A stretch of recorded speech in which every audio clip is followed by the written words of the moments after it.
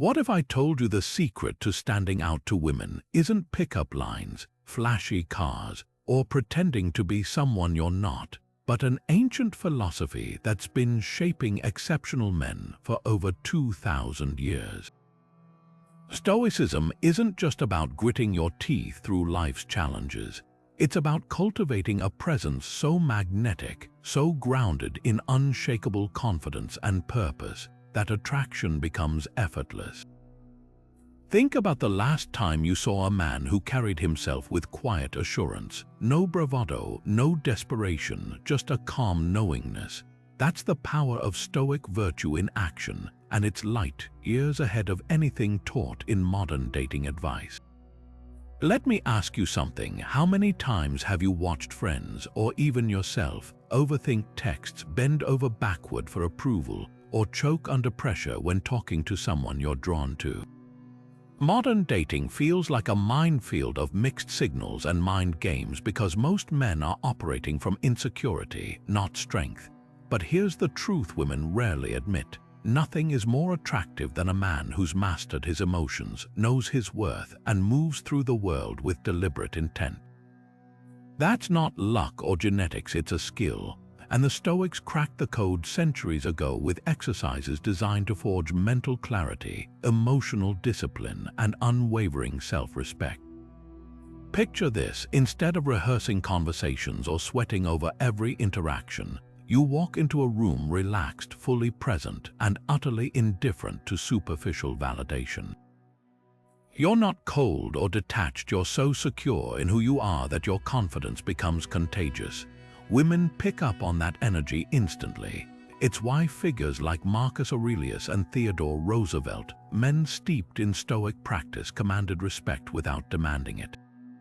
Their appeal wasn't manufactured, it radiated from the inside out. Over the next 25 exercises, we'll rebuild your mindset from the ground up, tapping into the same principles that turn ordinary men into those rare few who leave a lasting impression everywhere they go.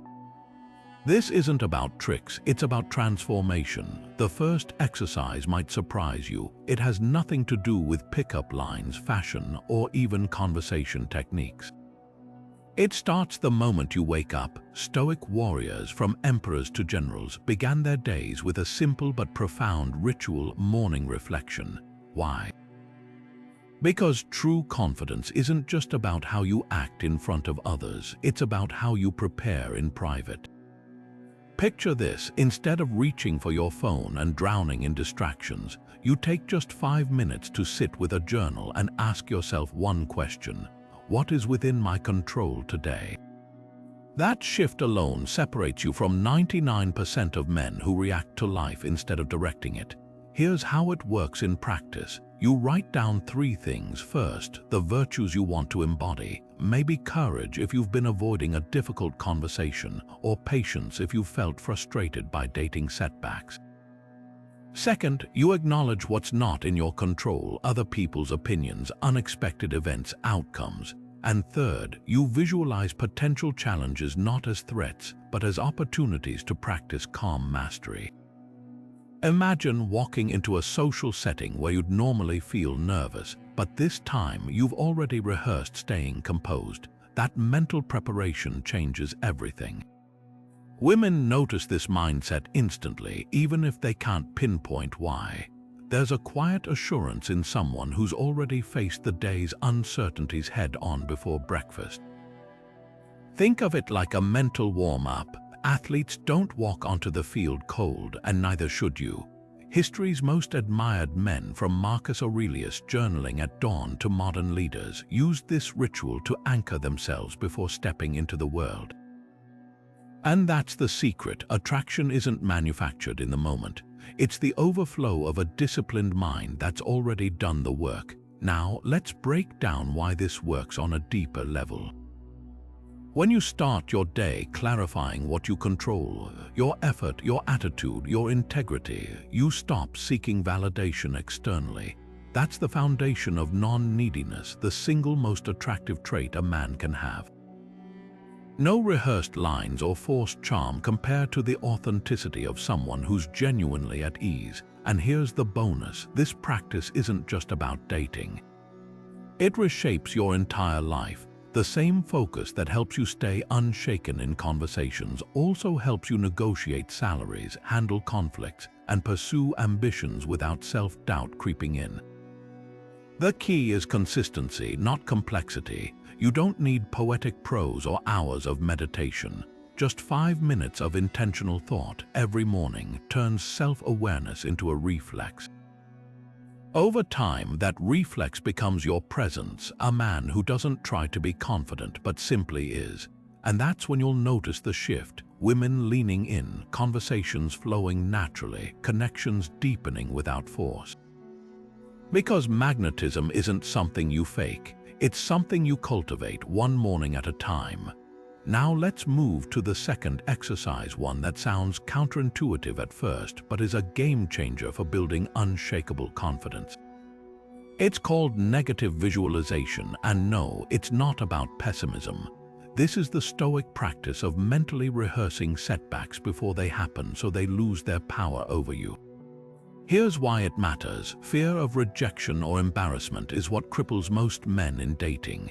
But what if you could walk into any interaction already comfortable with the worst-case scenario? That's when you stop seeking approval and start exuding the kind of calm assurance that draws people in. Take a moment to imagine this. You're about to approach someone you're attracted to, and instead of worrying about what to say or how you'll be perceived, you've already accepted that she might not be interested. Not in a defeated way, but with total indifference. No shaking hands, no racing heartbeat, just relaxed authenticity. That's the power of negative visualization. Ancient Stoics like Seneca used this technique to prepare for loss, criticism, even exile. And if they could face those extremes with composure, you can handle a simple "no thanks" without flinching.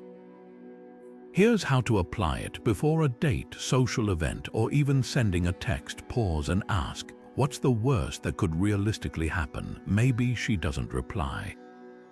Maybe the conversation fizzles. Play it out in your mind, not as a catastrophe, but as a neutral outcome you're prepared for. Then ask yourself, could I handle that? The answer is always yes. This isn't about expecting failure. It's about removing the sting of uncertainty. When you've already made peace with rejection, something fascinating happens. You stop giving off desperate energy.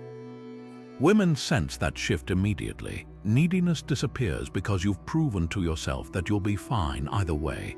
Think of it like a fire drill. You don't practice because you expect the building to burn down. You do it so panic doesn't take over if it ever happens. The same principle applies here.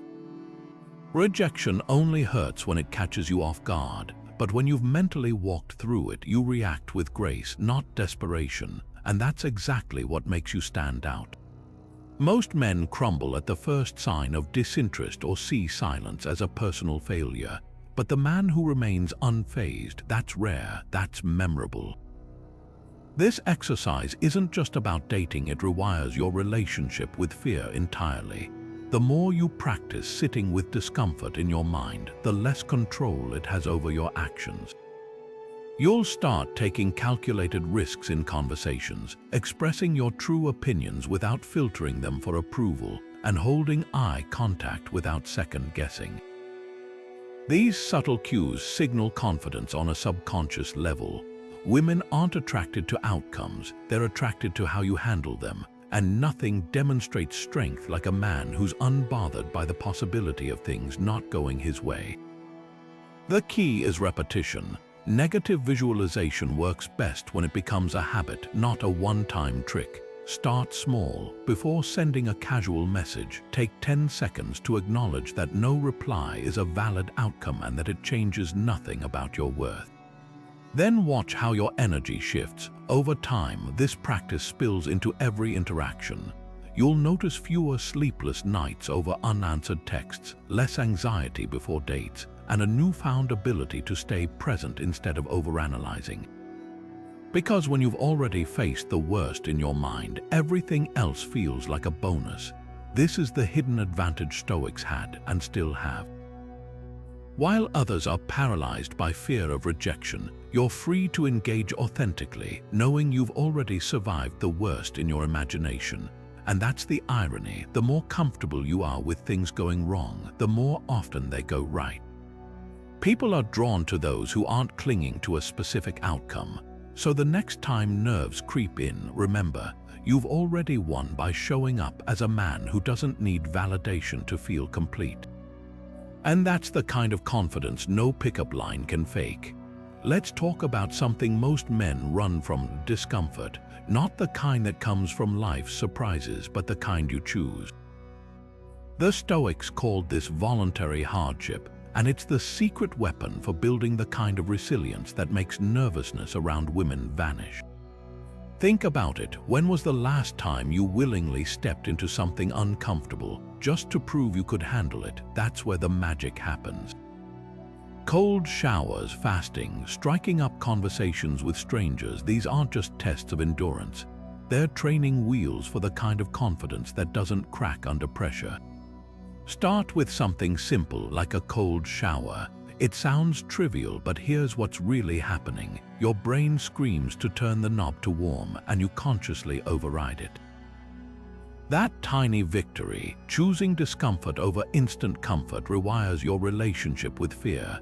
Suddenly, walking up to someone you're drawn to isn't a crisis, it's just another manageable challenge. Ancient Stoics like Epictetus, born a slave, practiced this daily. He'd sleep on the hard ground even when a bed was available. Why? To remind himself that ease was optional, not essential. That's the mindset shift you're after. Now apply this to dating. Most men avoid approaching because they're terrified of awkwardness. But what if you trained for awkwardness? Practice talking to strangers, not with an agenda, just to get comfortable with the feeling.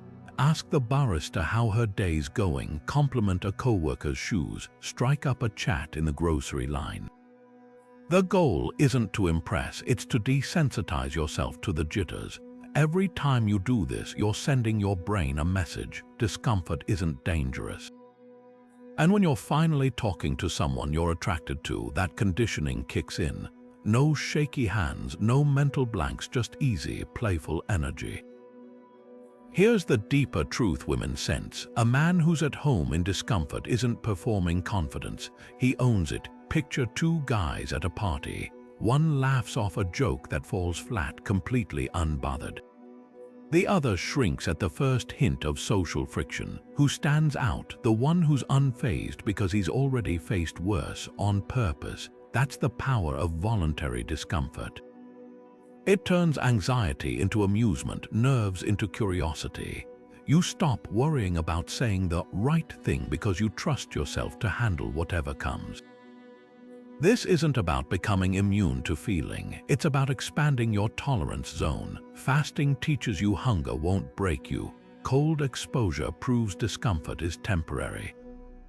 And approaching strangers rewires your brain to see social risk as mundane.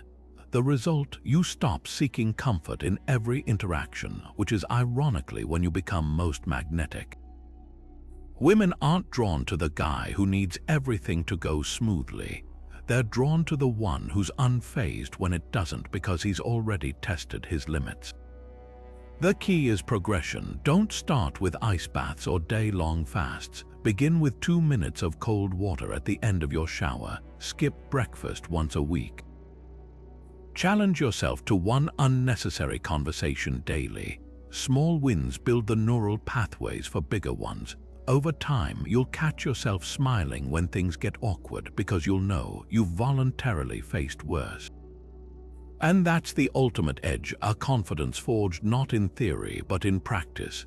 The kind that doesn't just attract women but earns their respect. There's a hidden art to conversation that 99% of men never master, not talking but listening. Not the kind where you're just waiting for your turn to speak, but the deep, focused attention that makes someone feel truly heard. This is Stoic listening, and it's one of the most powerful tools you can develop for building genuine connections. The philosopher Epictetus nailed it when he said, "We have 2 ears and 1 mouth so that we can listen twice as much as we speak." That's not just polite advice, it's a strategic advantage in dating and life. Start with eye contact, but not the intense stare that feels like an interrogation. Think of it as soft focus, present enough to show engagement, relaxed enough to avoid pressure. When she speaks, notice the color of her eyes. This simple trick keeps you from zoning out or planning your next comment. Ancient Stoics trained to be fully present in conversations because they understood attention is the rarest form of generosity. And nothing signals confidence like the ability to listen without fidgeting, glancing around, or mentally rehearsing your response. Now, here's where most men fail. They interrupt to agree, to disagree, or worse, to steer the conversation back to themselves. Stoic listening flips this. Try paraphrasing what you just said before adding your thoughts. So you're saying, or that sounds like, does two things. It proves you're tracking, and it gives her the satisfaction of feeling understood. This isn't manipulation, it's emotional craftsmanship. Think of Marcus Aurelius, who wrote, "The best revenge is to be unlike him who performed the injustice." In dating terms, the best way to stand out is to be unlike every guy who's ever talked over her. The magic happens when you combine these skills with the Stoic practice of shifting focus outward. Instead of worrying how you're coming across, pour your energy into curiosity. Ask follow-up questions that dig deeper, not the stale, "Where are you from?" But what's something about that place most people wouldn't notice? This redirects your brain from self-consciousness to discovery, which naturally kills nervous energy. Women notice when you're genuinely interested versus just playing a part. One feels transactional, the other creates magnetism. Here's why this works on a primal level. Everyone craves validation, but few offer it first. When you master active listening, you're communicating, "I don't need you to impress me, I'm already engaged." That's the hallmark of a high-value man. No rehearsed stories, no name-dropping, just the quiet confidence of someone who knows his presence is enough. The Stoics called this playing the long game in relationships. By focusing on understanding rather than being understood, you become the exception in a world of men shouting to be heard. Practice this drill daily, not just with romantic interest. Next time a coworker vents or a barista shares a detail about their day, apply the same principles, paraphrase, maintain eye contact, resist interrupting. This trains the muscle of presence so it's second nature when it counts. You'll start noticing changes, conversations flow effortlessly, silences feel comfortable, and women lean in closer because they've never experienced a man who listens like you do. That's the irony Epictetus understood centuries ago. The less you seek attention, the more you command it. The ultimate test. After your next conversation, ask yourself, did I learn more about her, or did I just wait to talk about me? The answer will show you where real connection begins, and that's when you'll discover listening isn't just a skill, it's the silent superpower of men who leave lasting impressions. Here's a radical thought. What if the key to being unforgettable in dating wasn't trying to impress, but genuinely not caring if you do? That's the power of Memento Mori, the Stoic practice of remembering your mortality. It sounds dark, but stick with me. When you internalize that your time is limited, maybe even running out tonight, something shifts. The small stuff stops mattering. Awkward silences, who cares? Rejection, barely a ripple. Because when death is in the room, you stop performing and start living. And ironically, that's when you become magnetic. Picture this, you're on a date, and instead of overanalyzing every word, you're fully present, cracking jokes without filtering them, asking bold questions, laughing louder. Why? Because if this were your last conversation, you wouldn't waste it playing safe. The Stoics used Memento Mori not to be morbid, but to cut through illusions. Marcus Aurelius wrote, "You could leave life right now. Let that determine what you do and say and think." That urgency strips away hesitation. Suddenly, telling her about your weird obsession with medieval blacksmithing doesn't feel risky, it feels real. And real is rare. Let's get practical. Before your next interaction, take 10 seconds to think, if I never saw this person again, what would I regret not saying? Maybe it's teasing her about the absurdly tiny coffee cup she ordered, or admitting you secretly love bad karaoke. The point isn't to trauma dump, it's to speak with the lightness of someone who's unshackled from outcomes. Playful honesty becomes your default. Imagine two versions of you, one agonizing over a text for 20 minutes, the other hitting send with a smirk because, hey, life's short. Which one's more fun to be around? History's most charismatic figures, from the Stoics to modern icons like Steve Jobs, leaned into this mindset. Jobs famously asked himself daily if what he was doing was worth dying for. Dating shouldn't be that heavy, but the principle holds. When you stop treating interactions like tests, they become adventures. A friend of mine adopted this approach and started ending first dates by asking, "So, what's something you've never told a stranger before?" The responses were electric confessions about secret talents, childhood mishaps, even philosophical musings. Because when someone signals they're not afraid of depth or silliness, it gives permission to drop the act. This isn't about shock value, it's about freedom. Most men date like they're walking on glass, terrified of cracks. Memento Mori smashes that glass. You'll find yourself saying, "Honestly, I have no idea what I'm doing here, wanna figure it out together." With a grin and watching her relax in response. No strategy, no script, just the kind of effortless connection that comes when you're not measuring every word. Because here's the secret women won't admit, they're tired of performative conversations too. The man who doesn't fear awkwardness, he's the one who makes them feel alive.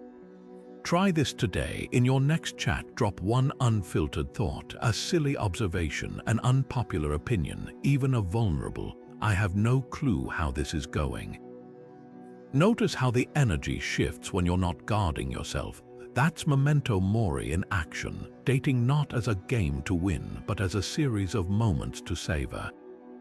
And when you live like that, people remember you long after you're gone. Imagine you're in the middle of a playful conversation, and she suddenly tests you with a teasing comment, maybe about your taste in music or that slightly too confident joke you just made.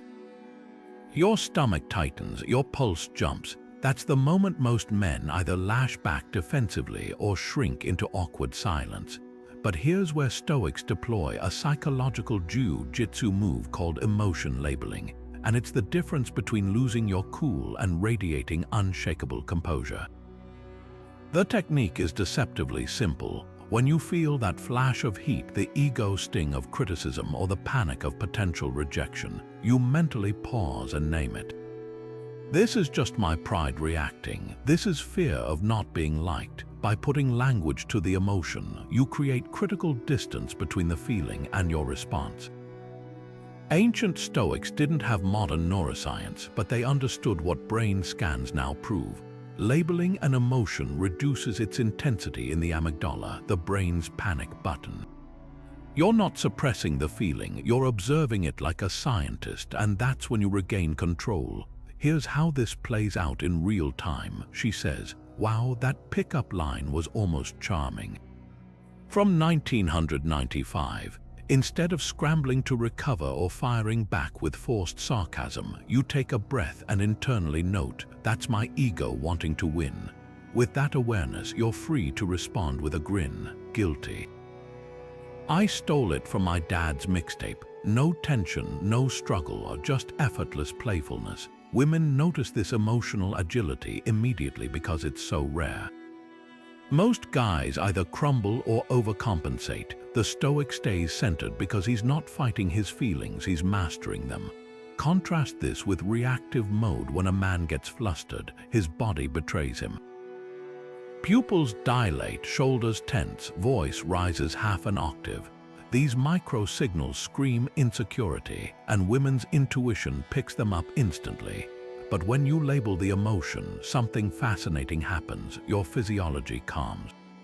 Your breathing steadies, your smile stays relaxed because you've exposed the emotion as just a passing cloud, not a storm to hide from. Marcus Aurelius wrote, You have power over your mind, not outside events. Realize this and you will find strength. That power starts with calling your emotions by their true names. For practice, start small. Next time someone cuts you off in traffic or a coworker dismisses your idea, mentally whisper, "This is frustration. This is the need to be heard." Watch how the urgency to react diffuses, then apply it to dating. When you feel that jolt of nervousness before approaching someone, label it, "This is fear of judgment." When she doesn't text back right away, this is impatience. Each label strips the emotion of its power until you're left with something far more attractive, a man who isn't ruled by his reactions. The secret isn't to eliminate emotions, that's impossible. It's to recognize them as temporary data, not directives. A reactive man sees anxiety as a stop sign. A Stoic sees it as a weather report, acknowledging the conditions without letting them cancel the journey. That's the subtle shift women gravitate toward, someone who isn't desperate to prove himself because he's already at peace with the full spectrum of human emotion. And that peace, it's not quiet, it's deafening. Picture walking into a crowded cafe wearing bright pink socks with sandals on purpose, not as a joke, not for attention, but as a private experiment in social ease. That's the essence of frame control, the ability to hold your center when the world raises an eyebrow. Marcus Aurelius wrote pages about this in his journals, dismissing gossip as smoke and nothing to do with you. He wasn't just flexing imperial privilege. He was training a muscle. Every Stoic cultivates the ability to act from inner conviction, not external validation. This exercise isn't about fashion crimes, it's about rewiring your relationship with judgment. Start small, wear that slightly bold shirt you usually second-guess. Order the cocktail with the ridiculous name without apologizing for it. The goal isn't to be provocative, it's to notice the moment your brain whispers, "What will they think?" And consciously choose indifference. Ancient Stoics called this prosouch attention to your own judgments. When you deliberately step into mild social discomfort, you expose a universal truth. People's opinions have only the power you give them. Here's why this translates to magnetism in dating. Women, consciously or not, test frame constantly. A playful jab about your haircut, a skeptical glance at your hobby, these are subtle checks for one thing. Does this man crumble under scrutiny? Most men do. They over-explain, backtrack, or worse, get defensive. But the guy who grins at the tease and volleys back with, "Oh, this old thing, I saved the real fashion disasters for first dates." He's just revealed something invaluable. His self-worth isn't up for negotiation. Think of Marcus Aurelius facing down political enemies, not with outrage but amused detachment. He wrote, "It's ridiculous not to escape your own vices, which is possible, while trying to escape others' vices, which is impossible." Translation: wasting energy managing perceptions is a fool's errand. Apply this to dating. The man who laughs freely at his own quirks, whether it's loving baking shows or knowing every Batman villain, projects a security that's catnip to women. Why? Because he's implicitly giving permission for her to be unapologetically herself too. Try this today. Do one thing that would normally make you self-conscious but with zero explanation. No, I know this looks weird. Disclaimers, just own it. Notice how the world doesn't end. In fact, you might catch something fascinating, people mirroring your comfort. That's frame control in action, the quiet authority of a man who decides what's worthy of his attention, and that's unforgettable. The most confident man in the room is rarely the loudest, he's the one comfortable with silence. Here's an exercise that flips modern dating advice on its head. Stop trying to fill every pause. The Stoics called this strategic silence, and it's not about playing games, it's about mastering the art of presence. For the next week, challenge yourself to speak only when asked a direct question in conversations. No volunteering stories, no desperate segues, no rambling to avoid quiet moments. Just calm, collected listening. At first, it'll feel excruciating. That's the point. You're about to discover how much unnecessary speech comes from insecurity rather than substance. Epictetus put it bluntly, if you pour out a flood of words, you'll rarely say anything memorable. Watch any social setting and you'll see it, men nervously chattering to prove their worth, oversharing to fill voids, competing for airtime. Meanwhile, the guy who's genuinely at ease, he lets his coffee get cold before answering because he knows his words carry weight when they finally come. This isn't about being mysterious, it's about valuing your voice enough not to waste it. Try this tonight at a bar or party. Resist the urge to lead the conversation. Match her energy, then dial it back 10%.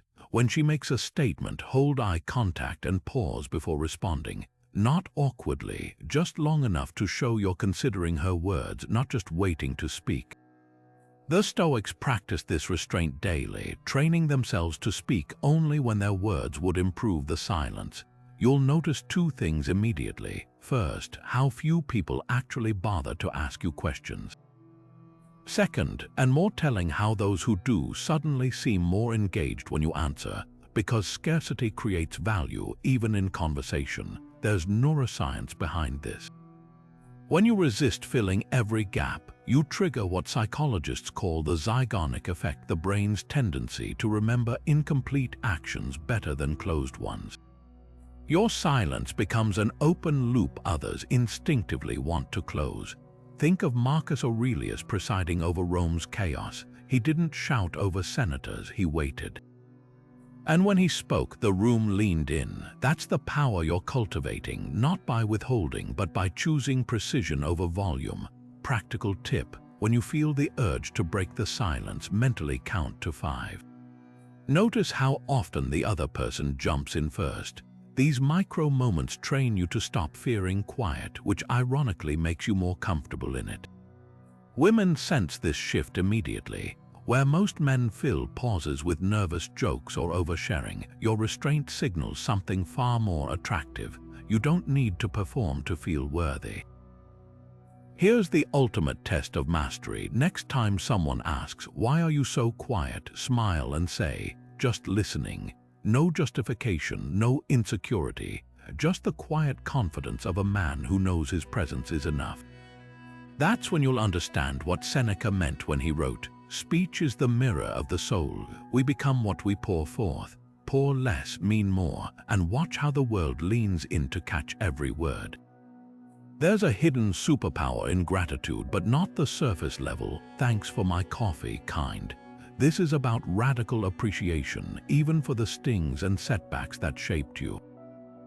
The Stoics called it amor fati, loving your fate, and when applied daily, it becomes an invisible force that shifts how you carry yourself. Here's how it works. Every night, jot down 3 specific things you're grateful for with a twist. One must be a past rejection or failure. Maybe it's the job you didn't get that pushed you toward a better path, or the date who ghosted you, which taught you to stop chasing lukewarm interest.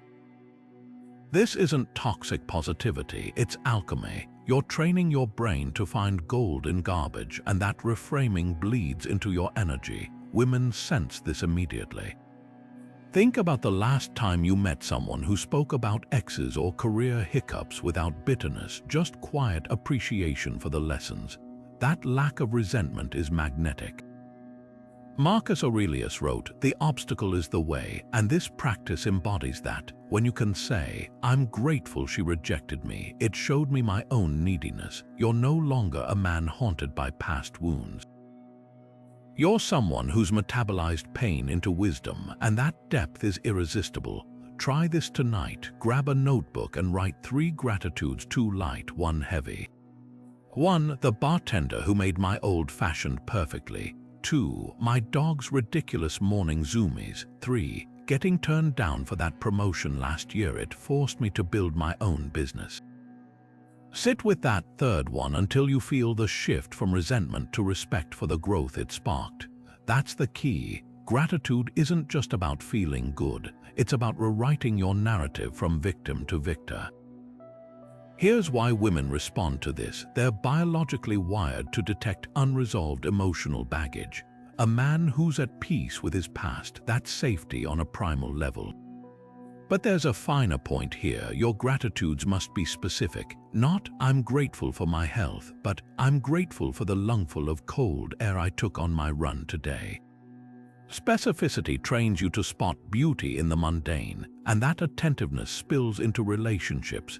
You'll start noticing her subtle cues, the way she tucks hair behind her ear when nervous, or how her voice lifts discussing her passion project, and comment on them with genuine warmth. The magic happens when this becomes reflexive. Soon, you'll catch yourself mid-frustration thinking, what's the hidden gift here? Maybe a cancelled date frees you to finish that book. Perhaps a disagreement highlights where you need stronger boundaries. This mindset doesn't just attract women, it filters for the right ones. The emotionally mature recognize and gravitate toward a man who's done the work to transmute his scars into strength. Close your eyes and picture two men at a dinner party. One complains about his crazy ex, the other mentions his past relationship with a chuckle. She taught me I was settling for less than I deserved. Who would you rather talk to? That's the power of the gratitude amplifier. It doesn't just change how you see your history, it changes how others see you in the present. And that's when you become not just attractive but unforgettable. Ever notice how the most charismatic people don't just recover from awkward moments, they relish them?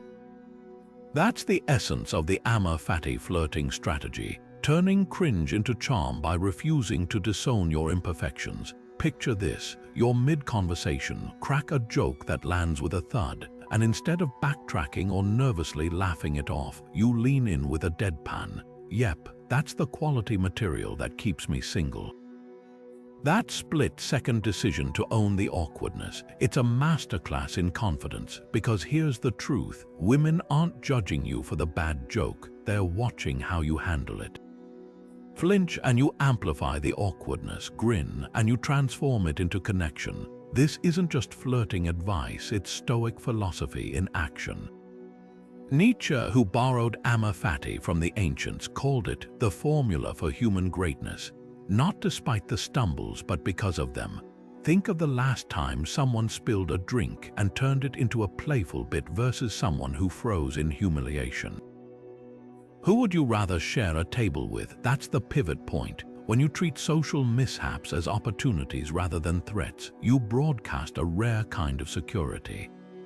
Most men apologize for their quirks. The Stoic leans into them like they're secret weapons. Let's break down how to apply this. Say you're on a date and mispronounce the wine she ordered.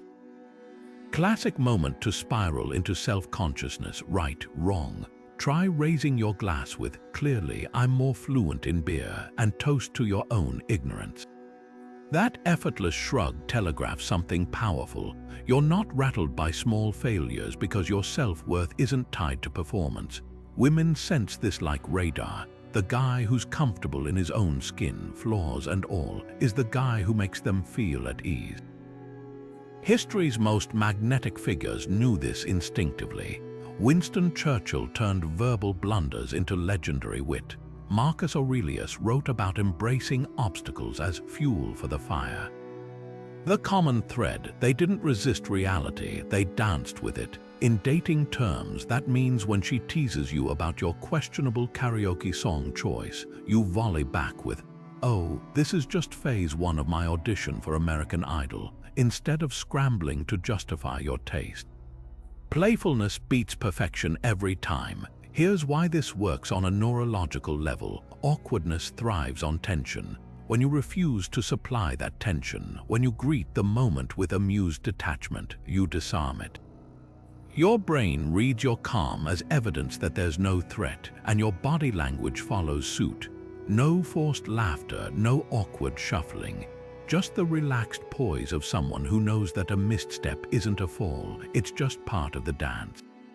Try this today. Manufacture a low-stakes awkward moment on purpose.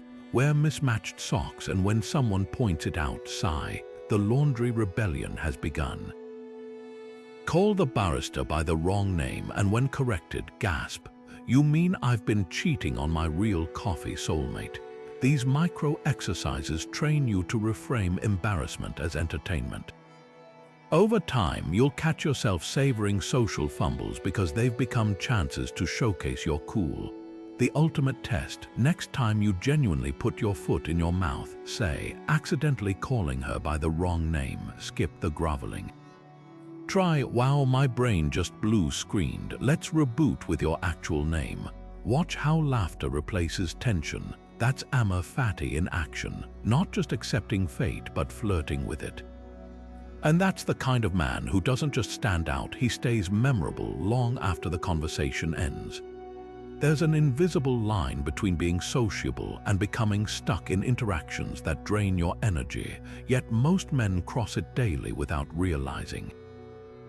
They linger in tedious small talk, tolerate invasive touch, or worse, stay captive to conversations that feel like emotional quicksand. The Stoic antidote. Premeditatio malorum, the premeditation of social risks. This isn't about pessimism. It's about rehearsing your exits before you even step into the arena, so hesitation never steals your confidence. Start with a mental drill. Visualize yourself gracefully ending a dull chat. Maybe it's the coworker who monologues about her cat's gluten intolerance, or the date who's more interested in her phone than your presence. Play the scene in your mind. You're polite but firm. "I'll let you get back to your day," as you rise, or the playful, "All right, I've monopolized enough of your time," with a smile. The key isn't rudeness, it's the quiet authority of someone who respects his own boundaries. Ancient Stoics like Seneca practiced this nightly, envisioning worst-case scenarios to strip them of their power. When you've already decided where your lines are, enforcing them becomes effortless. Now, apply this to physical boundaries. Picture someone standing too close or touching your arm relentlessly. Most men freeze, afraid of seeming impolite. But what if you've already rehearsed stepping back casually or redirecting with a handshake? That split-second decisiveness signals something rare, a man who's comfortable asserting his space without apology. Historical figures like Cotto the Younger were famed for their uncompromising personal boundaries, not as arrogance but as self-respect. When you've mentally mapped your exits, your body language telegraphs an unspoken confidence that women instinctively recognize. Here's the twist: this exercise isn't just about avoiding discomfort, it's about freeing yourself to engage fully when you choose to.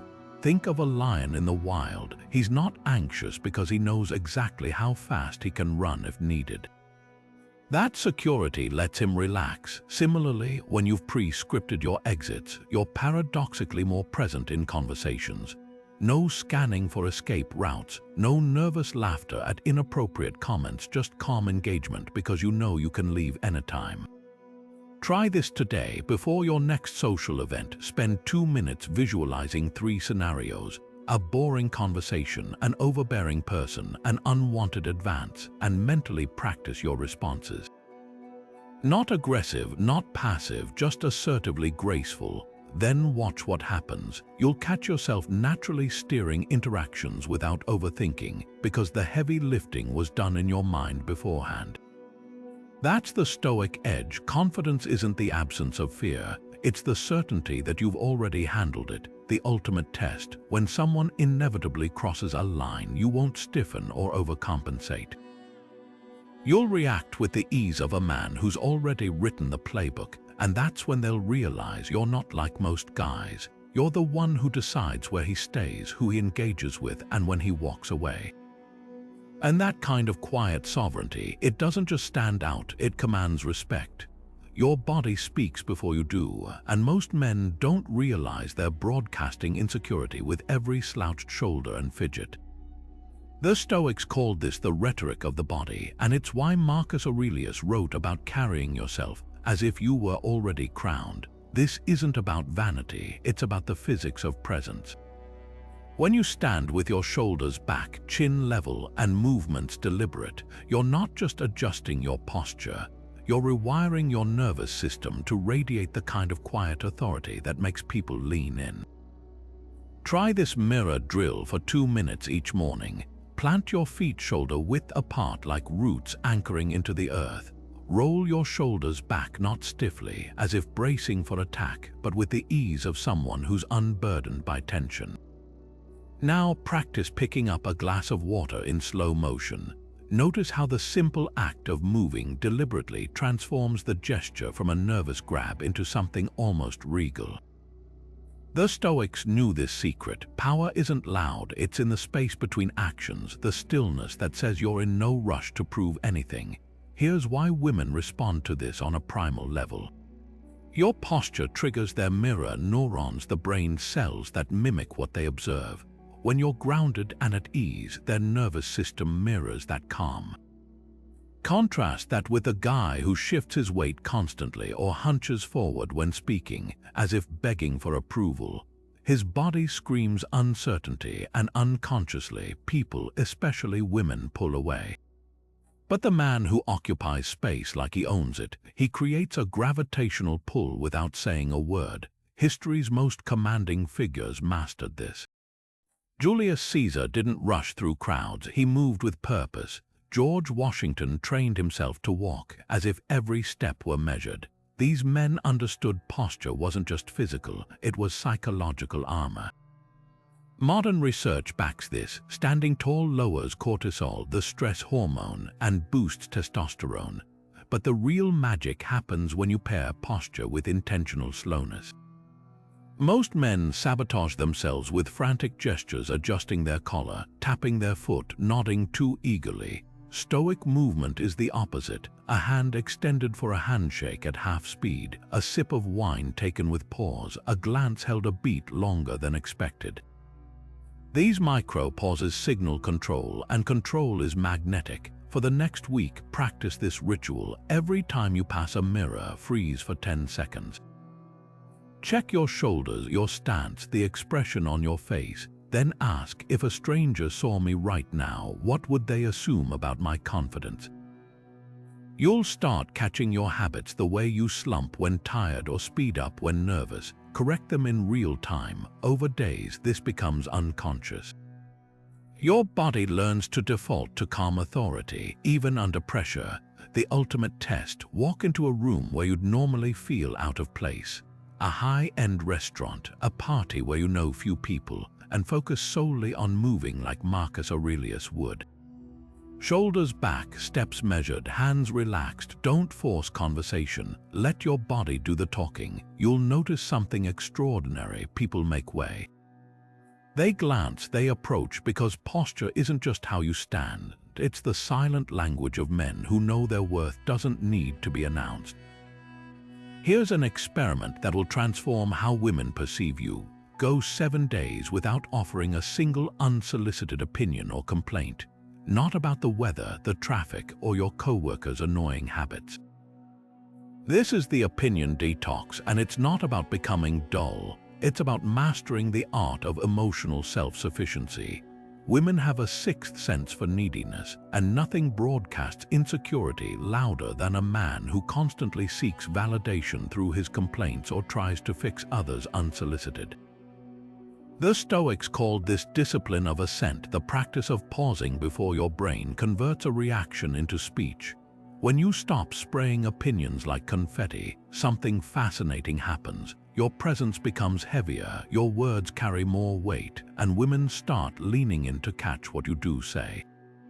Think about the last time you met someone who wasn't desperate to share their take on everything. No rant about politics, no unsolicited critique of the menu, just calm observation. That restraint creates intrigue. Now imagine applying that to dating. She mentions a problem at work, and instead of jumping in with, "Here's what you should do," you ask, "How's that sitting with you?" That subtle shift signals something rare, a man who's secure enough to listen without asserting dominance. Marcus Aurelius wrote, "You don't have to turn this into something. It doesn't have to upset you." That's the core of this exercise. Most men seek control through commentary. The Stoic finds power in silence. Here's why it works on a primal level. Women test independence constantly, not consciously, but through micro moments. When she vents about her roommate, does you reflexively side with her or worse, trash the roommate to bond? That's needy behavior, but when you respond with a measured, sounds like a tricky dynamic, you've just passed the test. You're not swayed by emotional currents because your stability isn't borrowed from external drama. This isn't about being cold, it's about being a steady harbor instead of another wave in a storm. Try this today. Bite your tongue 3 times before speaking. Ask yourself, is this adding value or am I just filling space? Notice how often we complain out of habit rather than necessity. That coworker who always gripes about the boss.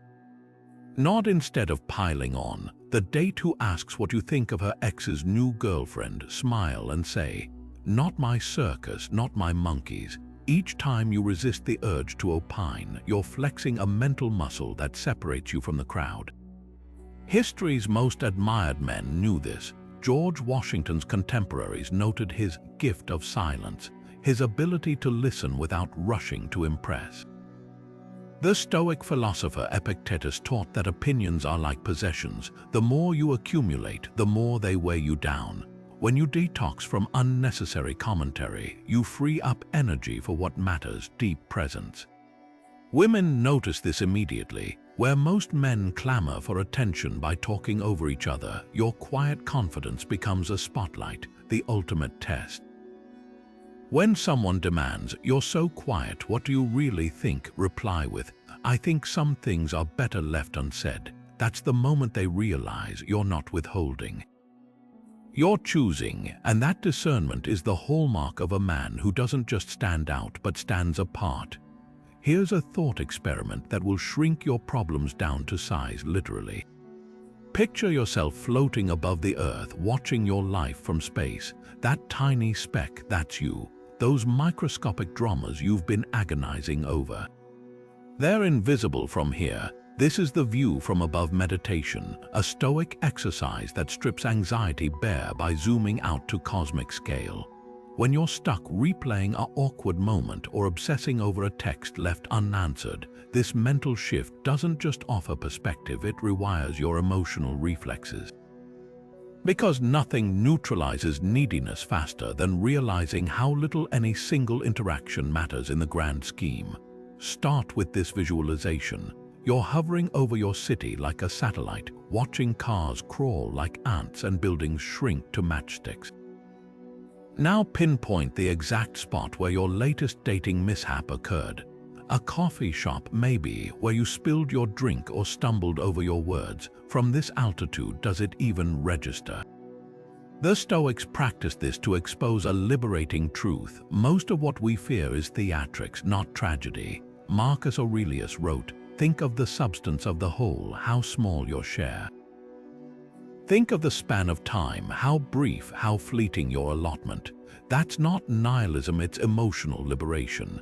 When rejection feels personal, this exercise reminds you it's a blip in the universe's timeline. Apply this before your next social interaction. Standing outside the bar, nerves buzzing, close your eyes and mentally pull the camera back. See yourself on the street, then the neighborhood, then the continent, until you're a dot on a blue marble. Suddenly, the stakes evaporate. That girl you're about to approach, she's grappling with her own microscopic struggles in this vastness. How freeing is it to realize neither of you are the main characters in some cosmic drama? That's the secret sauce of attraction. A man who engages lightly because he knows life's too short for desperate energy. History's most poised men used variations of this. Astronauts describe the overview effect, a profound shift in perspective after seeing Earth from orbit. They return less concerned with borders and more attuned to shared humanity.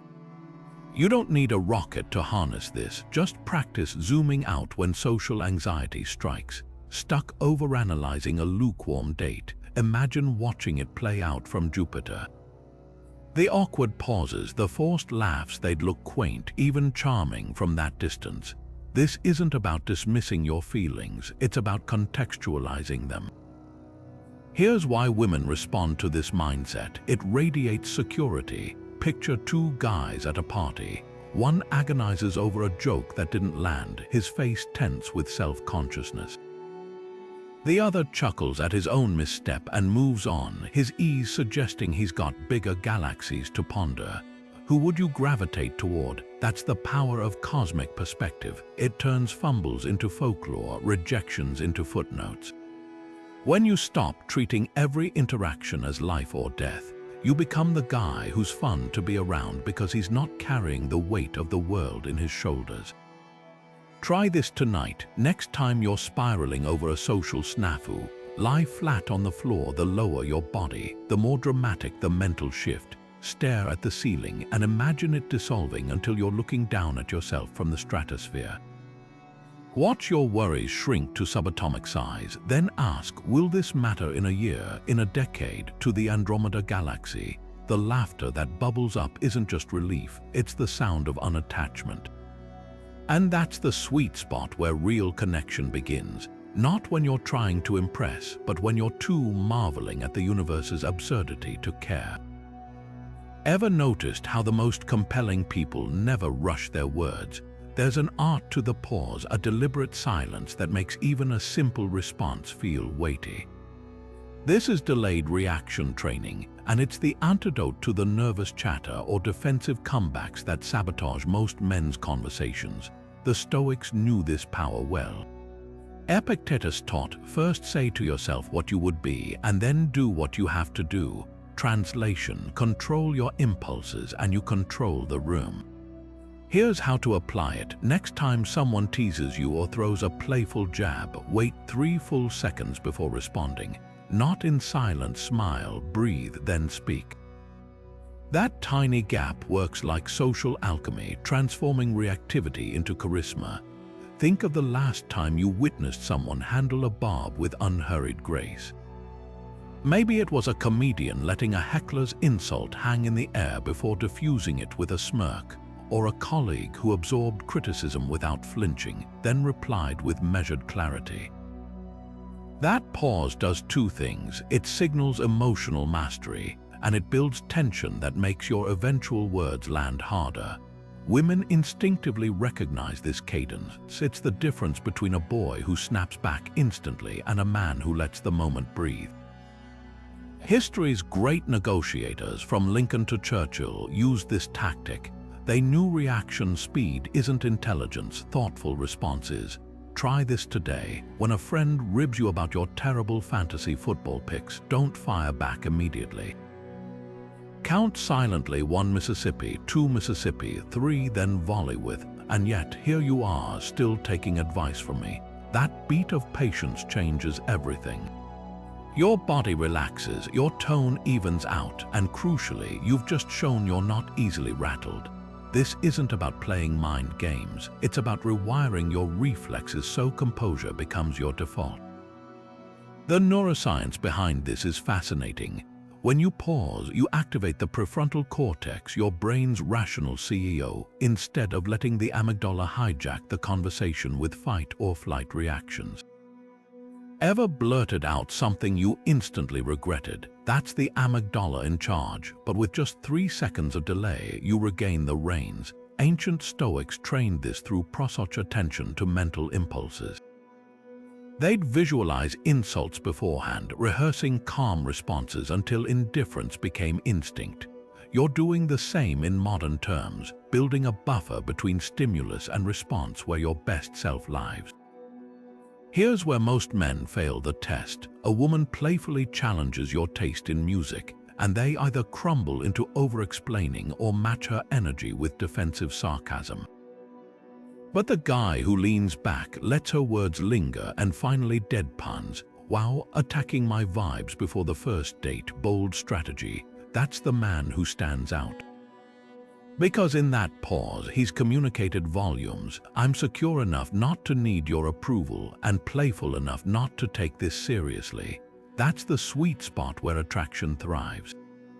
Practice this everywhere, not just flirting. When your boss questions your report, resist the urge to justify immediately. Nod, pause, then outline your reasoning. You'll notice how authority seeps into your voice when it's not racing to keep up with your pulse. social dynamics tilt toward those who aren't desperate to fill silence. Like Marcus Aurelius wrote, "The nearer a man comes to a calm mind, the closer he is to strength." The ultimate test next time someone tries to provoke you, whether it's a backhanded compliment or an outright dig, watch the shock in their eyes when you don't take the bait. Instead, you let the tension build, then redirect it like a verbal jujitsu master. That's when you'll understand the Stoic secret: power isn't in the reaction. It's in the space before it. There's an unspoken hierarchy in every social circle, not based on who talks the loudest, but who brings people together effortlessly. This is where social circle leadership becomes your secret weapon. Picture organizing a casual rooftop barbecue or a weekend hike, not to impress anyone, but simply because you enjoy creating shared experiences. That's Stoic leadership in action, the quiet art of uniting people while remaining indifferent to the credit. Women spot this trait instantly because it's so rare, a man who facilitates connection without needing to be the center of it. Start small. Next time you're with friends, be the one who suggests an activity rather than waiting for invites. A trivia night at a local bar, a potluck where everyone brings a dish from their childhood, even a pickup basketball game. The key isn't the event itself, it's your mindset. Ancient Stoics like Cotto the Younger were masters at this. When he hosted gatherings, his focus was never on being admired, it was on fostering meaningful exchanges. That's the shift most men miss. They either avoid planning anything fearing rejection or turn events into performances craving validation, the Stoic way. What would make this enjoyable for everyone? Not, "How can I prove I'm the alpha?" Here's why this works on an evolutionary level. Women are subconsciously drawn to men who demonstrate social proof, not the flashy, "look at me" kind, but the subtle evidence that others trust and follow your lead. When you're the guy who texts the group, "Found a speakeasy with live jazz, meet there at 8, you're signaling two things. First, that you take initiative without being controlling, no micromanaging who sits where, and second, that you're secure enough not to panic if only 3 people show up. That relaxed confidence is catnip compared to the guy who's constantly head counting to measure his worth. Try this framework for your next gathering: 1 part planning, 2 parts detachment. Choose a venue with flexible seating so latecomers don't stress you. Invite people across different social circles: your gym buddy, your coworker, that neighbor who plays saxophone. Mixed groups create dynamic energy, and women notice when you're the connective tissue between diverse personalities. But here's the Stoic twist: once the event starts, stop hosting. Don't hover by the door greeting arrivals like a nervous event planner. Grab a drink, join a conversation, and trust that the atmosphere you've set will sustain itself. That ability to lead, then step back, reveals supreme social confidence. History's great unifiers mastered this balance. Theodore Roosevelt's famous tennis cabinet wasn't about showing off his athletic skills. It was about creating a space where politicians and thinkers could debate freely. You're doing the same on a smaller scale. Maybe your version is a monthly book swap where the rule is no small talk, only discussions about the wildest theories in your current read. Or a whiskey tasting where everyone brings a bottle under $20 to prove price doesn't equal quality. The activity becomes a vehicle for authentic interaction, not a stage for your ego. Watch what happens when you make this a habit. Friends start referring to you as the guy who knows all the cool spots. Women in the group begin asking if you're organizing another outing. But the real transformation is internal. You stop seeing social gatherings as opportunities to perform and start treating them as chances to practice the Stoic discipline of service. Because true leadership isn't about being the loudest voice in the room. It's about being the reason the room exists in the first place. And that's when you become not just noticeable, but indispensable. Want to know the quickest way to stand out from 90% of men? Stop complaining. Not just reducing it, eliminating it entirely for 48 hours. This isn't about bottling up emotions, it's about rewiring your brain from victimhood to ownership. Most men vent about traffic, bosses, dating apps, or bad service, mistaking frustration for conversation. But here's what women actually hear. This guy is stuck in problem mode, not solution mode. The Stoics called this the discipline of action, transforming obstacles into fuel rather than fodder for griping. Start with a simple challenge. The next time you're tempted to rant about your delayed flight or a flaky date, pause. Ask yourself, is this within my control? If yes, act. If no, accept. Sounds basic, but watch how few men do it. Picture two guys at a bar. One whines about how dating apps are rigged. The other shrugs and says, "I'm taking a break from apps to meet people through salsa classes. Way more fun anyway." Who would you rather listen to? That's the difference between energy drains and energy givers, and women gravitate toward the latter on a biological level. Here's why this works beneath the surface. Complaining is covert neediness. It seeks validation through shared misery. But when you replace "this always happens to me" with "here's how I'll adapt," you broadcast self-reliance. Take dating rejection. Most men bond over "women only go for jerks" narratives. The Stoic response: maybe my profile needs better photos, or I'm not conveying my personality well. Time to test new approaches. That shift from blame to agency is catnip to emotionally intelligent women because it signals maturity. Try this reframe drill today. For every complaint, force yourself to propose a solution, even if it's imperfect. Stuck in traffic, perfect time to listen to that podcast I've been saving. Ghosted, her loss, now I'm free to meet someone who matches my effort. This isn't toxic positivity, it's tactical reorientation. Ancient Stoics like Epictetus were enslaved yet wrote, "It's not what happens to you, but how you respond that matters."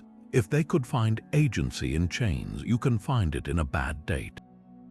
The magic happens when this becomes reflexive. Women test this constantly, not consciously, but through micro-observations. When she vents about her hectic week, does you amplify her stress with "that sounds awful," or pivot with "what's one thing that would make tomorrow easier?"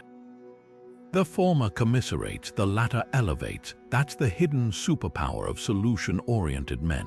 They don't just listen, they lead conversations toward light. History's most admired leaders mastered this. Churchill didn't dwell on bombings, he rallied with "if you're going through hell, keep going." Marcus Aurelius faced plagues and betrayals by writing. The impediment becomes the way. Your version might be smaller scale, but the principle holds. Obstacles shrink when you stop narrating them as tragedies and start treating them as puzzles. The ultimate test: after 48 complaint-free hours, notice how your energy shifts. Friends might even ask why you seem more upbeat. That's when you'll realize standing out isn't about being the loudest or smoothest. It's about being the man who doesn't just weather storms, but learns to dance in the rain. And that kind of man, he doesn't see HASE, Chinese letter, Chinese letter, Chinese letter, Chinese letter, Chinese letter, Chinese letter, Chinese letter. Imagine standing in the middle of a crowded dance floor alone, with every eye in the room judging your moves. Your stomach drops, your palms sweat. That paralyzing fear is exactly where you'll find your next breakthrough. This is the fear exposure ladder, a Stoic exercise that doesn't just build confidence, it forges the kind of unshakable courage that makes women do double takes. Most men think confidence is something you either have or don't, but the Stoics knew better. Courage is a muscle, and like any muscle, it grows through progressive resistance. You wouldn't walk into a gym and try to bench press 300 pounds on day one. So why expect yourself to approach the most captivating woman in the room without training first? Start by mapping your social fears from mild to wild. At the bottom rung, maybe it's making eye contact with strangers on your morning commute. A few steps up, perhaps striking up conversations with store clerks. Near the top, dancing like no one's watching when everyone is.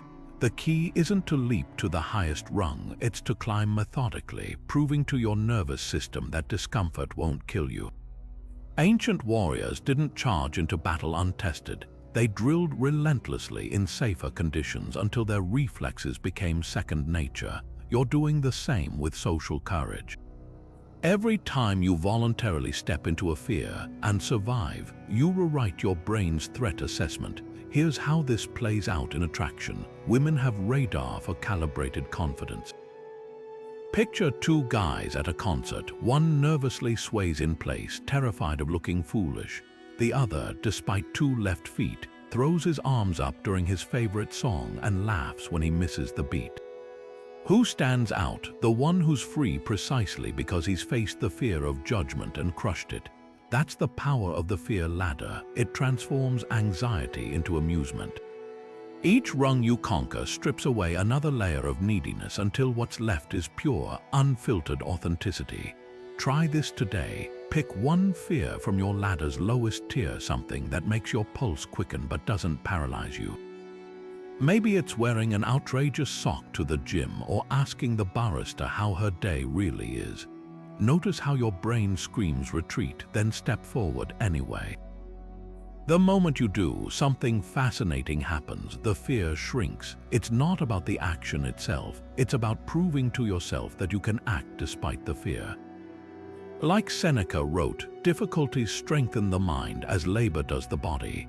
The magic happens when you stack these small wins. A month in, you'll catch yourself grinning at challenges that once terrified you. That date who used to leave you tongue-tied, now you're teasing her about her questionable taste in pizza toppings because you've already survived 20 scarier moments that week.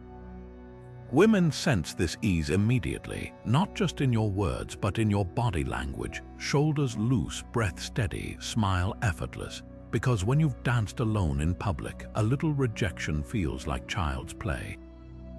History's most charismatic figures trained this way. The Roman general Scipio Africanus forced himself to speak in front of critical crowds daily, starting with just a few listeners. Theodore Roosevelt practiced his speeches while being pelted with vegetables by mocking classmates. They understood courage isn't the absence of fear, it's the mastery of it. Your version might be humbler, holding a karaoke note an extra second, or walking into a networking event solo, but the principle is identical. Here's the ultimate litmus test. When you reach a rung that barely makes you nervous, it's time to level up. Not reckless leaps, but steady stretches, and that's when you'll notice the shift, not just in how women respond to you, but in how you carry yourself through the world. Because the man who's danced with his fears doesn't just stand out, he stands unshaken. The most underrated seduction tool isn't a slick pickup line. It's the way you acknowledge someone's essence rather than their surface. Picture this: two men approach the same woman at a gallery opening. One leads with, "You're stunning, those eyes could stop traffic." The other tilts his head at the sketch she's examining and murmurs, "You have a way of noticing details most people miss." Which compliment lingers long after the conversation ends? That's the Stoic compliment formula in action, praising character over cosmetics, virtue over vanity. Seneca nailed it when he wrote, "We should not love the outward things, but the qualities of mind they clothe." Flip that into modern dating, and you've got a psychological lever most men never pull. Here's why this works on a neurological level. Compliments about appearance trigger a fleeting dopamine hit, pleasant but forgettable. But when you spotlight how someone thinks or acts, you activate their self-concept. "You're so decisive under pressure," or "the way you pivot when plans change is impressive," doesn't just flatter, it affirms. Women and people generally crave to be seen for their choices, not their genetics. Think of Marcus Aurelius' letters to his mentors, overflowing with admiration for their discipline and wisdom, never their robes or haircuts. That's the energy you're channeling, a focus on what someone does with their soul, not just the vessel it inhabits. Let's break down the mechanics. A Stoic compliment has 3 layers: observation, interpretation, and impact. First, notice something specific. "You calmed that fussy toddler down so fast." Then interpret the virtue behind it. You've got this natural empathy that puts people at ease. Finally, connect it to broader impact. That's a rare gift. Most people just panic. Contrast this with generic flattery. You're gorgeous could apply to anyone. You turn chaos into calm like it's your superpower. That's a mirror held up to her identity. Try this reframe today. Swap one appearance-based compliment for a character one.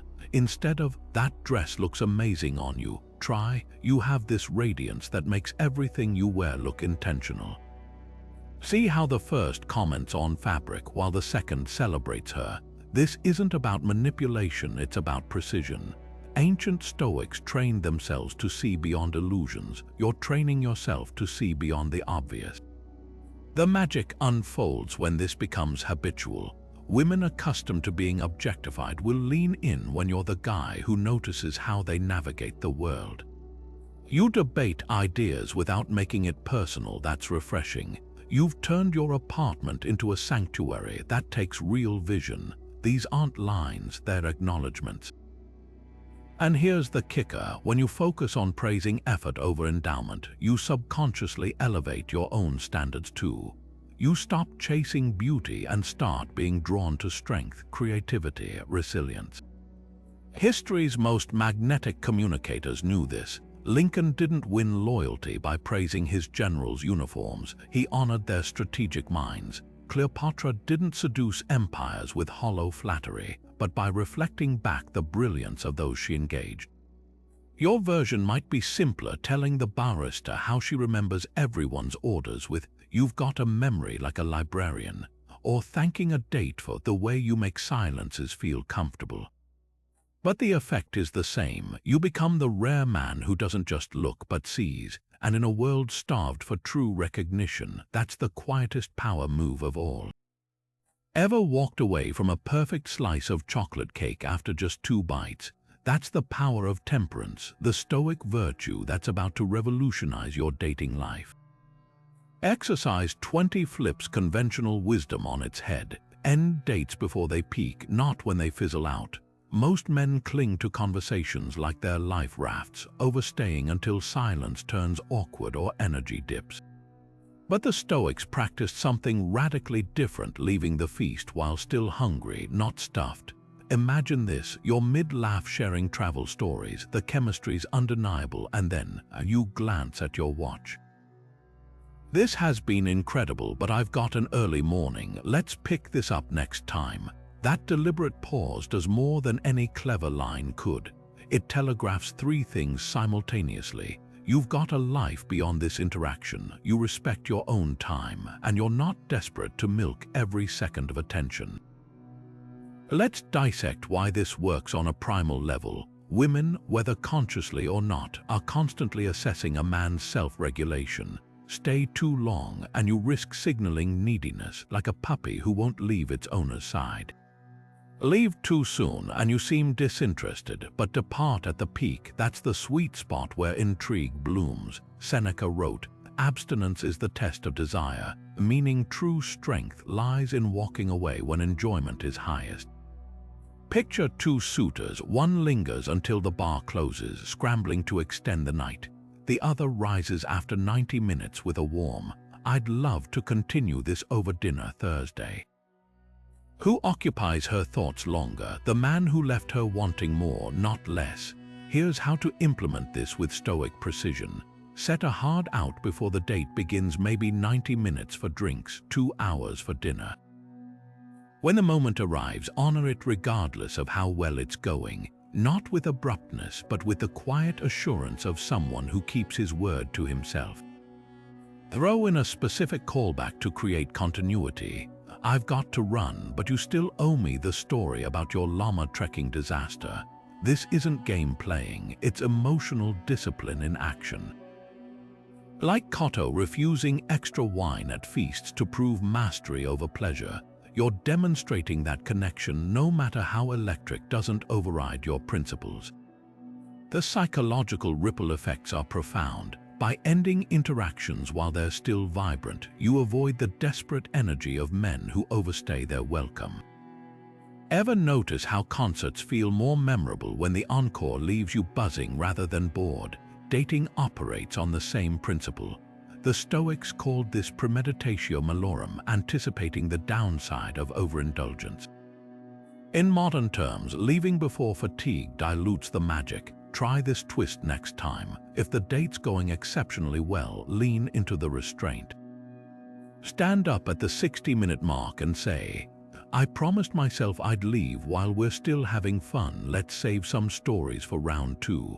Watch how her eyebrows lift in surprise, then respect. Because here's the secret women rarely voice. Nothing sparks curiosity like a man who isn't trying to consume all her time and attention in one sitting. Temperance isn't rejection, it's the ultimate compliment. It says, "This is so good, I want to savor it properly." And that's how you transform from just another date into an experience she can't wait to revisit. Every rejection letter, every ghosting, every awkward silence that makes your stomach drop.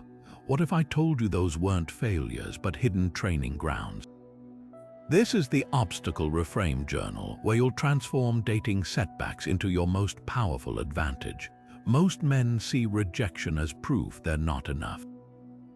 Stoics see it as data, feedback to refine their approach, or better yet, a filter saving them from mismatches.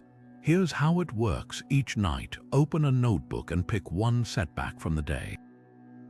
Maybe she didn't reply to your text or a conversation fizzled. Now, write 3 ways this failure might secretly serve you.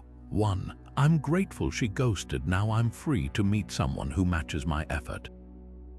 2. That awkward pause taught me to embrace silence instead of filling it with nervous chatter. 3. Getting turned down at the bar means I'm one step closer to desensitizing my fear of rejection. At first, this feels like mental gymnastics, but over time, something shifts. Your brain stops registering setbacks as threats and starts viewing them as upgrades in disguise. Marcus Aurelius scribbled in his journals, "The impediment to action advances action. What stands in the way becomes the way." Modern science backs this. Neuroplasticity shows that what we consistently focus on rewires our neural pathways. When you train yourself to spotlight the silver lining, you don't just think more optimistically, you become optimism in human form. And that's catnip to women, because positivity isn't just a mood, it's a magnet. Let's get tactical. Say you bombed a first date, spilled your drink, rambled about your ex's pet iguana, the works. Most guys would replay the cringe on loop. But your journal entry might read, 1. Now I know to keep iguana stories locked until date 3. 2. Spilling that drink gave me a chance to laugh at myself, and she actually leaned in when I did. 3. If she wasn't charmed by my chaos, she wasn't my vibe anyway. See the pivot. You're no longer the victim of the story. You're the author refining the next chapter. Women can smell resilience, or the lack of it, from miles away. Picture 2 men describing their dating lives. One sighs, "I keep striking out." The other smirks, "I'm collecting hilarious how not to impress someone stories for my memoir." Who would you bet on? That's the magic of reframing. It's not about denying disappointment, it's about outgrowing it. Like Epictetus, born a slave yet writing, "No man is free who is not master of himself." You're mastering your narrative. Try this tonight. Take your most recent dating disaster and flip it into a 3-part growth blueprint. The more absurd the upside, the better.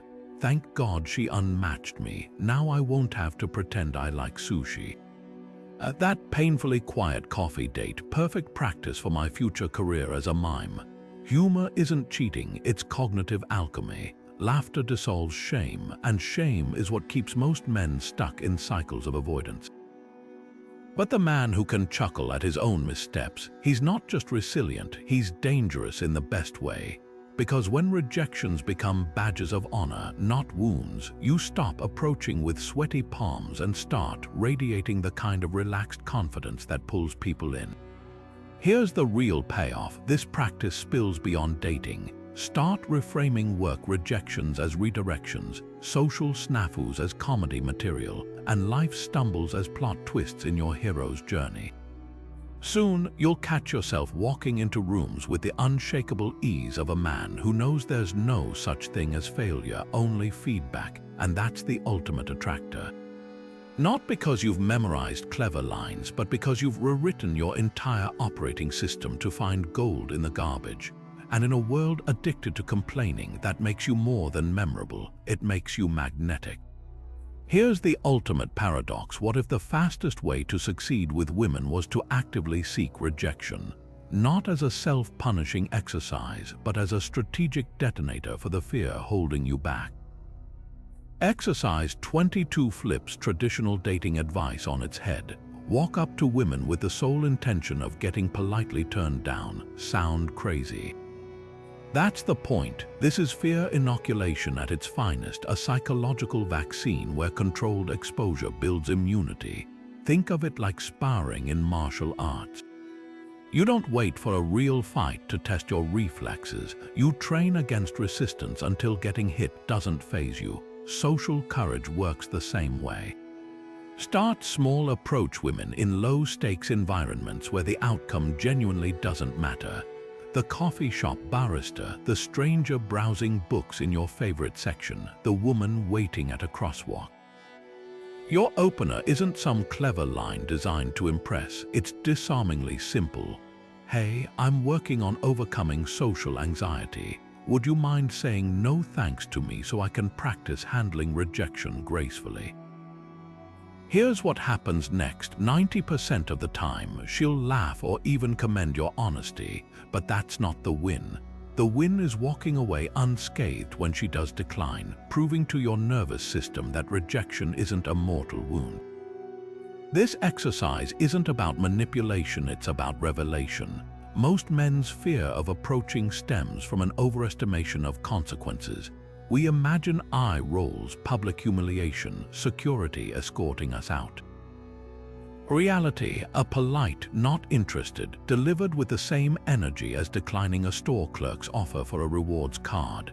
By seeking out these mild rejections, you expose your brain to the truth. The worst-case scenario is bland, not brutal. Ancient Stoics called this premeditatio malorum, premeditation of evils. By voluntarily facing what you fear, you drain it of power. Here's where the magic happens. Once you've collected a dozen polite rejections, something shifts. Your shoulders relax mid-approach, your voice steadies. You stop monitoring her reactions like a stock ticker because the outcome no longer dictates your worth. That's when you become dangerous in the best way. Women sense this lack of agenda pheromonally. It's why the guy who approaches with full disclosure, "I'm probably not your type, but I had to say hi," often gets further than the one delivering rehearsed lines. Authentic non-neediness can't be faked, but it can be trained through deliberate discomfort. The genius lies in the psychological side effects. When rejection becomes a goal rather than a threat, your body language transforms. No more leaning in too close, laughing too loud, or over-complimenting to hedge your bets. You're suddenly the guy who can say, "Cool, have a great day," and mean it, walking away with the same ease as if you just declined a telemarketer. That unshakable frame is catnip to women because it signals something rare, a man who's truly at peace with imperfection. Try this twist for advanced training. After each rejection, immediately jot down one thing you learned. Maybe you noticed your voice gets higher when nervous, or that maintaining eye contact feels easier when you're not attached to the outcome. These aren't failures, they're diagnostics. Like Marcus Aurelius reviewing his day's missteps each evening, you're turning social friction into fuel. Over time, you'll catch yourself grinning after rejections because they no longer mean, "I'm not enough," they mean, "I'm one step closer to bulletproof." The ultimate test, when you can approach the most captivating woman in the room, not despite the possibility of rejection, but because of it. That's the Stoic edge, transforming what terrifies others into your personal playground. And when you stand there, calm and amused while she sizes you up, that's when she'll wonder, who is this guy? Because the man who doesn't flinch at no is the same man who hears yes more often, not because he's chasing it, but because he's finally free enough to let it come to him. Ever walked away from a conversation realizing you know everything about someone's job, hobbies, and dreams while they know nothing about you? That's the magic of the ego-death conversation game, where your goal isn't to impress but to disappear. Not literally, but to let your need for validation vanish so her passions can take center stage. Most men think attraction is about stacking accomplishments like poker chips. Look at my job, my travels, my gym progress. The Stoics knew better. Epictetus said, "It is impossible to learn that which one thinks they already know." Flip that into dating. The moment you stop trying to prove you're interesting, you become fascinating. Here's how it works. For one entire conversation, ban all self-references unless directly asked. No humble bragging about your promotion, no name-dropping your exotic vacation spots. Instead, wield curiosity like a scalpel. When she mentions she paints, don't pivot to your mediocre pottery class. Ask, what's the most satisfying part of creating something from nothing? When she talks about her chaotic work week, resist the urge to one-up with your own war stories. Probe deeper. What's the unexpected perk of dealing with that kind of chaos every day? This isn't passive interviewing, it's active excavation. You're mining for the why behind her interests, not just the what. The psychology behind this is counterintuitive. When you suppress the impulse to broadcast your resume, two things happen. First, she feels truly heard, a rarity in a world of men waiting for their turn to speak. Second, your silence creates intrigue. Like a painter leaving negative space, what you don't say amplifies interest in what you might. Think of Marcus Aurelius presiding over Rome's debates. His power wasn't in dominating discussions, it was in his restraint, his ability to draw wisdom from others through measured silence. You're channeling that same energy, not as an emperor, but as a man secure enough to let others shine. Try this prompt stack to keep conversations flowing without injecting ego. 1. Most people would common assumption about her interest. What's the truth most miss? 2. When did you realize this was more than just a hobby? 3. What's the most unexpected lesson this has taught you about yourself? Notice how these aren't surface-level questions. They're designed to reveal her values, resilience, and self-awareness, qualities far sexier than any job title.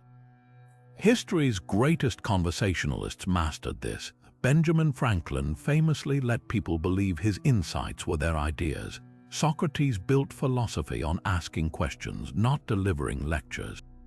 In dating terms, this translates to a date leaning forward mid-conversation, pausing, then narrowing her eyes with, "Wait, I've been talking for 20 minutes. Tell me something about you." That's the paradox of ego death. The less you try to impress, the more impressive your restraint becomes, the advanced level. Practice statement gaps. When she finishes a story, hold silence for 3 beats instead of jumping in with your relatable anecdote. Often, she'll fill that space with even deeper revelations, because you've signaled this isn't a competition for airtime, but a collaboration. Like a stoic observing nature without disrupting it, you're creating room for authenticity to flourish. By the end of this exercise, you'll notice a shift, women describing you as easy to talk to or different from other guys. What they're really sensing is your immunity to the hunger for external validation, because when you're not starving for approval, you become the rare man who's truly nourished by connection. And that's when they start chasing your silence, not your resume. Imagine your dating life running on 2 parallel tracks, one where you swipe mindlessly, hoping for a match, and another where you walk into a room and create connections through sheer presence. Which version feels more alive? Exercise 24 is about shutting down the first track entirely, deleting all dating apps for 7 days, and committing to real-world approaches. This isn't just a detox, it's a homecoming to the kind of agency ancient Stoics like Epictetus championed when he said, "Freedom is the only worthy goal in life." It is won by disregarding things that lie beyond our control. And right now, your attention is being auctioned off to algorithms that profit from your hesitation. Reclaiming that attention isn't just strategic, it's a rebellion. Start with the purge. Uninstall every app, not just from your phone, but from your mindset. Those 7 days aren't about deprivation, they're about rediscovery. For the first 48 hours, you'll feel phantom vibrations, the muscle memory of reaching for your phone to check notifications that no longer exist. That itch is exactly what we're exposing. The Pavlovian loop of validation seeking that's replaced genuine social courage. But here's the twist: around day 3, something shifts. You start noticing the woman at the bookstore lingering in the poetry section, the barista who remembers your order, the stranger at the dog park laughing as her golden retriever steals a tennis ball. These are the interactions apps have trained you to overlook, the low-stakes opportunities to practice presence. Now the challenge escalates. Approach at least one woman daily, not with an agenda but with curiosity. The grocery store becomes your dojo. Instead of ducking eye contact in the produce aisle, try a casual, "Excuse me, are these avocados ever actually ripe, or is it just a supermarket myth?" The goal isn't to secure a date, though that's a welcome bonus. It's to reprogram your nervous system. Apps condition you to fear rejection because each left swipe carries the weight of infinite alternatives. But in person, a smile isn't a match, it's a shared moment. A polite decline isn't a judgment, it's a boundary. And with each exchange, you're rebuilding the muscle of resilience that swipe culture atrophied. Let's dissect why this works on a neurological level. Dating apps thrive on intermittent reinforcement, the same psychological mechanism that hooks gamblers. Sometimes you match, mostly you don't, and that unpredictability keeps you addicted. But face-to-face interactions operate on a different feedback loop. Even when an approach doesn't lead to a number, your brain registers tangible data. Her tone, her body language, the way she lights up when you ask about the book she's holding. These micro-lessons accumulate into social intuition no app can replicate. Like Marcus Aurelius journaling his reactions to external events, you're creating a real-time log of human connection, one that sharpens your instincts with every attempt. The magic happens when you stop seeing approaches as performances and start treating them as experiments. Strike up a conversation with the woman browsing vinyl records. If you had to convince someone to love jazz in one song, which track would you play? Her answer doesn't matter half as much as your ability to listen without mentally drafting your next line. That's the Stoic edge: detachment from outcomes while fully engaging in the process. Ancient warriors trained with weighted gear so actual combat felt lighter. You're doing the same by approaching when success isn't the goal. By day 7, you'll catch yourself leaning into interactions you'd have previously avoided, not because you've become fearless, but because you've remembered that fear isn't fatal. Here's the ultimate test. When you reinstall your apps, if you choose to, notice how your behavior has changed. You'll catch yourself swiping less and scrutinizing more, not out of cynicism, but because you've recalibrated to the richness of real-world chemistry. That's the hidden gift of this challenge. It doesn't just make you better at approaching women. It makes you harder to manipulate by algorithms designed to keep you lonely and scrolling. And that's the kind of agency no pickup artist can teach. The quiet confidence of a man who knows he doesn't need a screen to connect. The day winds down, the noise fades, and there's a moment most men miss, the space between activity and sleep where the real work begins. This is where you'll plant the seeds of unshakable character with the final Stoic exercise, the evening virtue review. Picture this: instead of numbly scrolling through your phone or replaying the day's frustrations, you take 10 minutes to audit your actions against 4 timeless pillars: wisdom, courage, justice, and temperance. Not as a vague reflection, but as a structured ritual.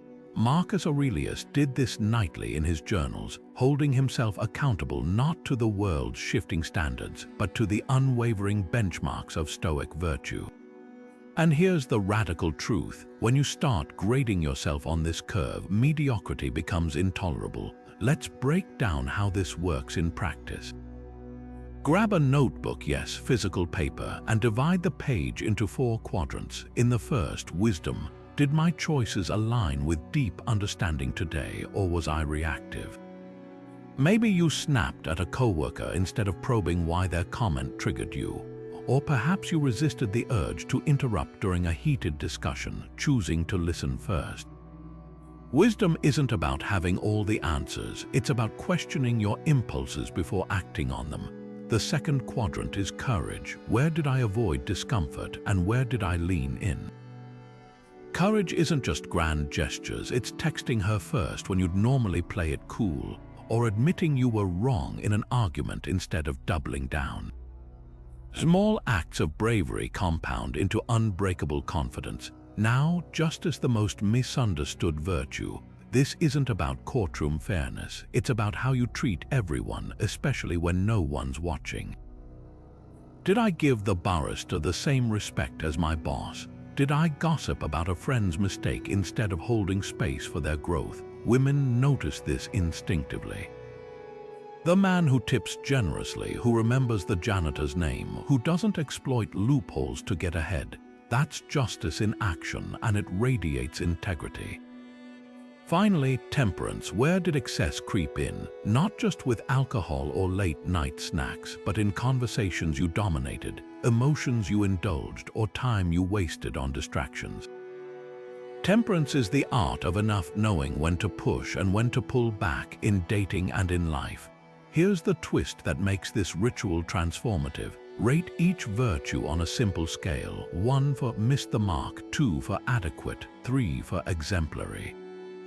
No decimals, no hedging, brutal honesty. Over weeks, patterns emerge. Maybe you score high on courage but consistently low on temperance, or vice versa.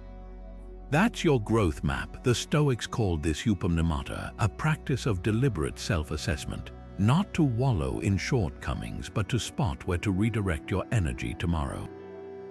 Think of it like a daily debrief for your soul. Now, let's talk about why this makes you stand out. In a world where men blame algorithms for their dating failures, or ghost instead of communicating, or chase cheap validation, you're doing something radical, holding yourself to a higher standard. Not for show, but because you've tasted the alternative. That time you bit back a sarcastic comment during a disagreement, that's justice in real time. The moment you walked away from a toxic argument instead of escalating, temperance speaking. Women sense this consistency like a sixth sense. It's not about perfection, it's about the relentless pursuit of alignment. The magic happens when this review becomes non-negotiable. You'll start catching yourself midday thinking, this'll make for an interesting journal entry tonight. That's the Stoic feedback loop, awareness in action, and over time something shifts. You stop needing external validation because your own standards become your compass. Rejection stings less when you know you showed up with integrity. Silence from someone you're into doesn't spiral you because your self-worth isn't dangling on their response. You become the man who's not just admired but trusted because you've proven you can trust yourself. Close the journal, turn off the light, sleep with the quiet satisfaction of someone who didn't just live today but examined it.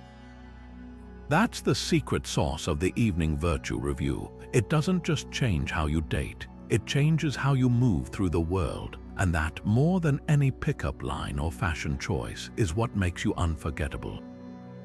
After 25 exercises designed to sharpen your mind, steady your emotions, and refine your presence, what's left isn't just a better dating strategy, it's a better man.